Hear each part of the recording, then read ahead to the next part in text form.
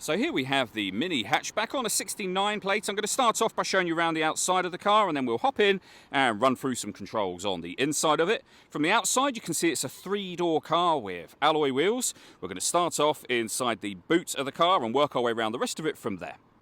As we approach the back of the car, you can see we have reversing sensors, plenty of boot space as well, along with the 60/40 split folding rear seat you see there. You can increase this space even further should you wish to by lifting this tray section, which then stores behind those rear seats, and as you can see that offers up lots of extra space.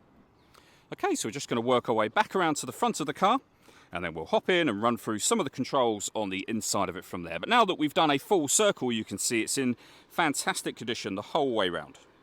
Just briefly before we climb in, I think it's well worth seeing the interior from this exterior point of view. There's plenty to run through on the dashboard, so let's hop in and we'll do that now.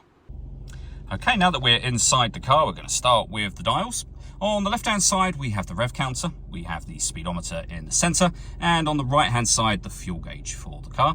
Within the speedometer, you've got the trip computer, which includes the total miles. They are 18,402. You can change information that's displayed above that by pressing a button on the end of the indicator stalk. You can, for example, have a digital readout for the speedometer displayed there, as you can see. We back out to the steering wheel. We have speed limiter on the left-hand side.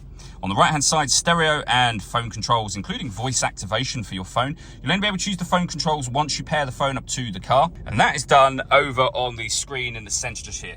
As you'll also see, we have a full-colour reversing camera, which comes on automatically when you put the car into reverse. From the main menu here, you'll be able to access various things, including pairing your phone, your audio, and all the movement on the screen is done using the dial just here and the buttons that surround it. So you can go to your main menu, you can go to media, for example, from here, you can go back.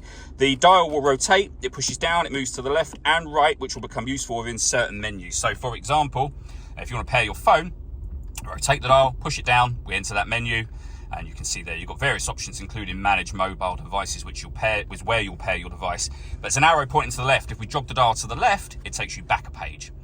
When it comes to audio in this car, we have DAB, FM radio, Bluetooth audio, as you can see, and again, you can pair your phone from there if you wish to. You can also plug in a USB device, and that'll appear up there as a further option for you. Below that, we have dual zone climate control. You can adjust the passenger and driver temperature. You can increase and decrease the fan speed. You can determine what direction you'd like the air to be distributed in. When you're happy with those settings, your air conditioning is on at the minute, so that's off, back on again. Or you can hit auto and recirculate the air, hit auto and the car will take control of these fan speeds for you. It will take control of the direction of the air, the fan speed to maintain those temperatures. You can adjust them yourself if you wish to, or hit auto and you'll go back to whatever setting you had that on previously. I was about to mention recirculating the air, which is something you can do. If you hit that button, the air will now recirculate within the car. So for example, if you have your temperature set low, that's a great way of cooling your car down quickly. Similarly, if you turn the temperature up, it will heat the car up quickly as well, and you can turn that off just as easily as you turn it on. With a heated driver's seat with 3 different heat settings, and the same over here for the passenger side. We have our traction control we can turn on and off. The stop and start, to start and stop the engine, of course, you just need to make sure the key is in the car with you.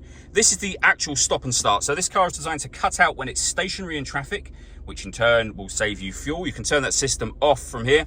And the parking sensors, you can turn those on and off. And we lastly have the gear lever for the fully automatic gearbox. All that leaves me to say is thank you for taking the time to watch this video. If you'd like to come and see this ULEZ compliant car for yourself and have a test drive, please feel free to call either of our MJA sites. We'd love to hear from you soon.